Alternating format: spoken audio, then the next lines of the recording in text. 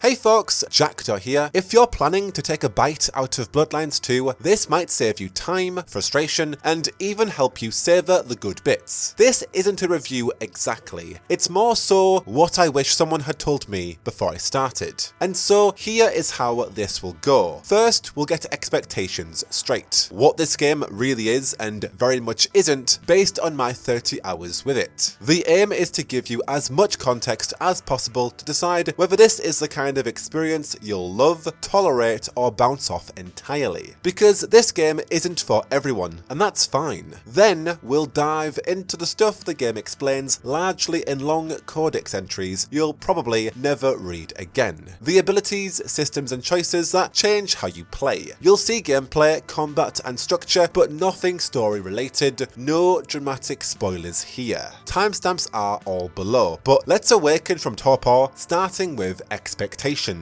Going into Bloodlines 2, expectations were complicated. I'm sure you are familiar. The Chinese room inherited a half-finished project. 2 studios down, 6 years of shifting development on a single game, and 20 years of legacy. The culmination of that production hell, to me, is a game that's equal parts fascinating, fun, fractured, and deeply flawed. Very fittingly, a little bit Malkavian in nature. This is not Bloodlines in structure or spirit, and knowing that early makes it easier to meet it on its own terms, to enjoy what it is rather than resent what it isn't, or if you even want to play it at all. Some of you will find an immersive, slow, moody, first-person, atmospheric walking game with heavy conversation. Others will go looking for a more curated RPG and come away frustrated. A few have already called it a World of Darkness Dishonored.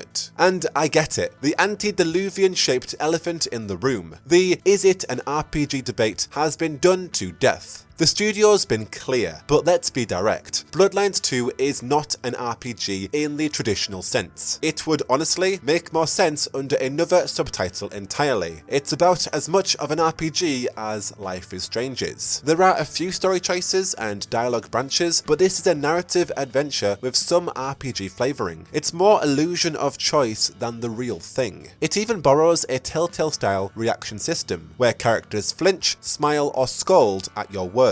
But the outcomes barely shift. Most key decisions feed into a few variations, not truly distinct paths. What it is, however, is a good, tightly written, very linear story set in the world of darkness. But as a sequel to Bloodlines, or as a role-playing game in the modern sense, it falls short. Bloodlines was messy, uncompromising, and unmistakably role-playing. Bloodlines 2 is messy and uncompromising, but not role-playing in the same way. They've merely called it Bloodlines 2 because of the clan structure, but unlike the original, where you could pick between 7 from the start as your own blank fledgling, here you are stepping into someone else's history. Now, atmosphere, music, and character work are where the Chinese room feel most at home. They've always excelled at tone, and here that tone is immaculate. The hum of neon, the snow over Seattle, a flickering sign reading "You look lonely" above a rooftop where you stop to ponder your next feed. These moments are where the world of darkness feels alive again. But where Bloodlines 2 falters is its pacing, missions that drag, technical bugs, and moment-to-moment gameplay that sometimes kills its own atmosphere. The story splits between Phyre, an elder whose traversal feels sharp and predatory, and Fabian, a Malkavian detective stuck in 1920s flashbacks where everything slows to a crawl. Don't get me wrong, his chapters open strong, with a solid murder mystery hook and delicious Malkavian absurdity, where through Spirit's touch, he monologues to a variety of objects in preposterous ways, which provides brief levity. But his cases quickly thin out, turning into long, sluggish stretches between objectives, every step glued to the floor. And after playing as Phyre, who glides across rooftops, blinking everywhere, returning to Fabian feels like slamming the brakes hard. blood. Though his unhinged but oddly sincere performance lands, and his connection with Phyre gives the story a real texture. I just sighed every time the game told me to rest for the night, to unlock another Fabian memory and push the plot forward.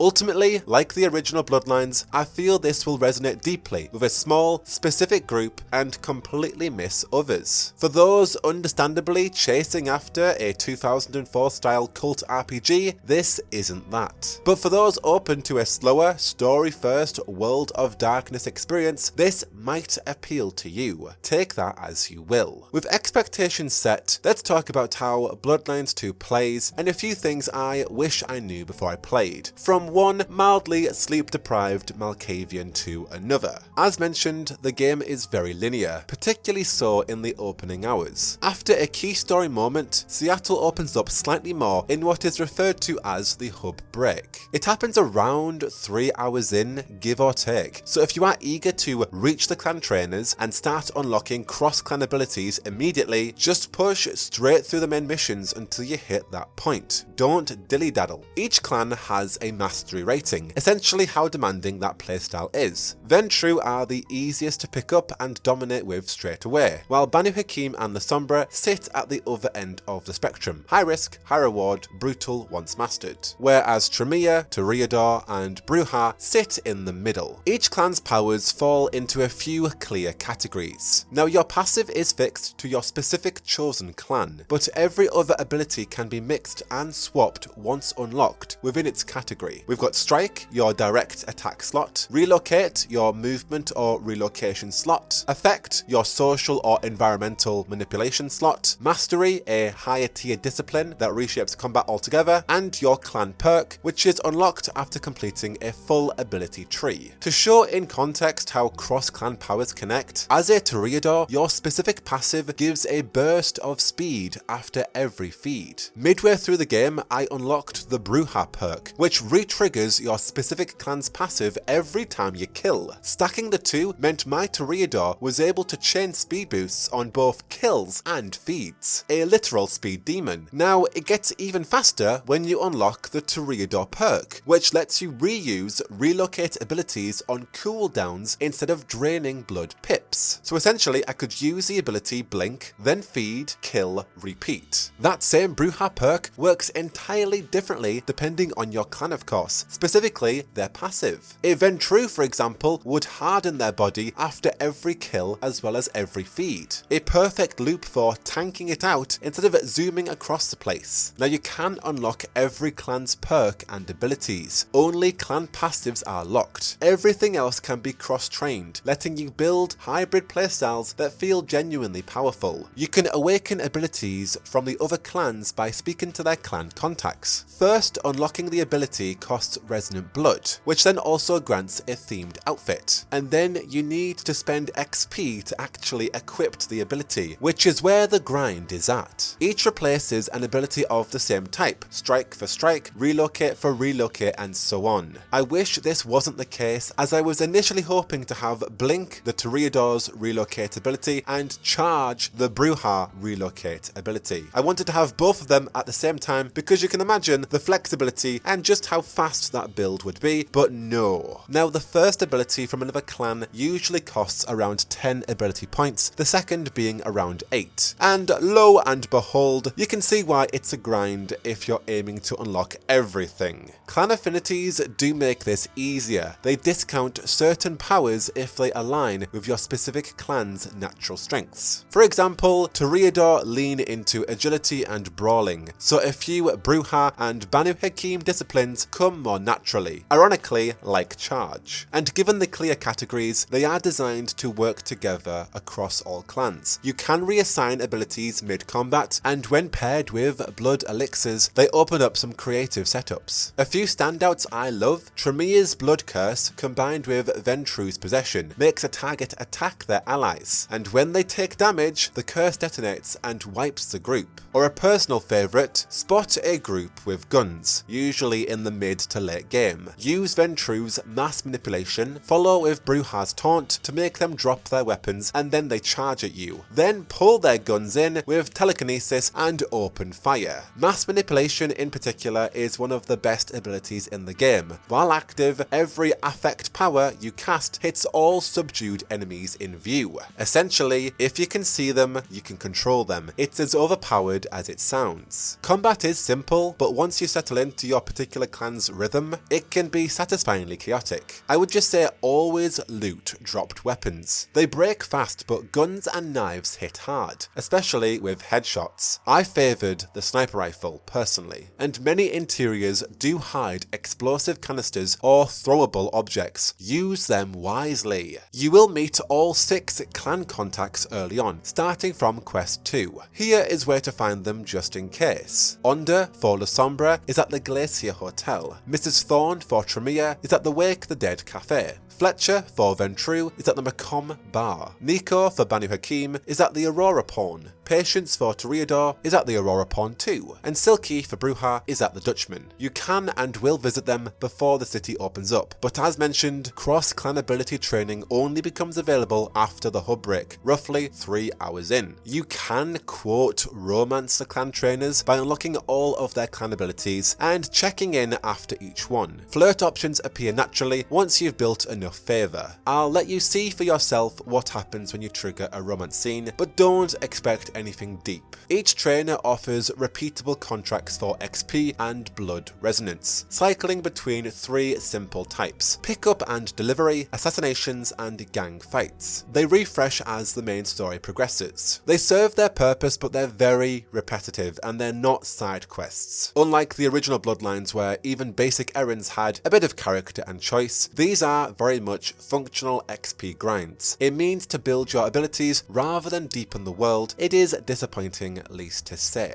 While exploring Seattle with heightened senses, you will occasionally spot Phyre's mark, a streak of their own blood scrawled across a wall. Use telekinesis against that mark to reclaim your blood, and you will permanently extend your health bar. It's very easy to miss. I got 15 hours in and didn't realise this, but it's definitely worth keeping your eyes out, especially early doors. You'll also find other collectibles scattered across Seattle, like Santiago crosses and Hunter cameras past a certain quest point. Collect them for even more XP. Now, blood resonance is one of the game's least explained but most important systems I've seen so far. It's what lets you unlock powers from other clans by feeding on humans whose emotions are so strong their blood tastes like a particular resonance. There are 3 main types: choleric, sanguine, and melancholic. To find particularly resonant NPCs, activate heightened senses. While exploring, pedestrians will glow with subtle auras matching their mood. Red for choleric, pink for sanguine, blue for melancholic. You will also see your map pop up with particular NPCs in your area. Once you spot one, speak to them and use social abilities to push their emotions further until their resonance peaks. When it does, feed, their blood will carry their emotions' energy stored for later use. And the game never tells you this clearly, but the best way to farm resonant blood safely is to unlock the 3 social skills early. Taunt from Bruja stirs choleric rage, Beckon from Toreador draws sanguine desire, and Glimpses of Oblivion from La Sombra induces melancholic fear. From all 3, you can isolate an NPC, trigger the right emotion, and feed without breaching the masquerade. It's the easiest and most reliable way to stockpile resonant blood for unlocking and grinding these cross-clan abilities. Just to mention again, you can also gain more particular types of blood resonance by doing the repeatable contracts from the clan contacts. Quite the mouthful. And lastly, you can choose of course between male or female Phyre at the very start, but more customization options like face, hair, eyes, makeup and piercings unlock once you've picked your clan in the Haven. After that, customization is available on the fly from the main menu, which I think is a really neat, handy feature. Outfits are earned by unlocking clan and cross-clan abilities. While they are in clan categories, they are not tied to specifically one clan, but each one gives a distinct attitude: intimidating, seductive, refined, or street-worn, and NPCs will react accordingly, which of course affects blood resonance. The particular outfits in the La Sombra category are pretty slick and became my favourite, also the Toreador ones too. The priest outfit, which is in the La Sombra category, I dig a lot. That's everything I wish someone had told me before I sank my teeth into Bloodlines 2, and so I would love to to hear your thoughts. Has this helped you figure out whether this is your kind of game? Did it change your mind? Or has it just confirmed what you already suspected? Was splitting this into 2 parts also helpful? Be honest, I'm not nearly as insightful in Malkavian as Fabian, so you're gonna have to spell it out for me what you think about this game and if you are picking it up today. I've certainly enjoyed my time with this game, having gone in with the right expectations, and that is the aim I hope I have given for you today. Until the next one, you are already in the right place for a variety of RPGs. I've been Jackdaw, and I should go. Whoa, whoa, whoa, whoa, whoa, whoa, whoa, whoa.